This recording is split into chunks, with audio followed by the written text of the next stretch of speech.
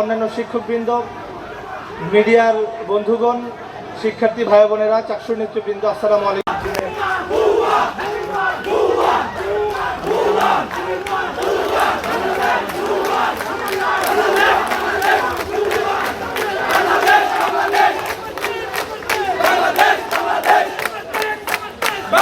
আমি চট্টগ্রাম বিশ্ববিদ্যালয়ের ছাত্রছাত্রী যারা বিশ্ববিদ্যালয়ে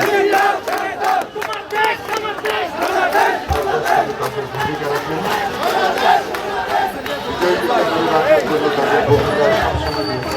তাদেরকে ধৈর্য ধারণ করার জন্য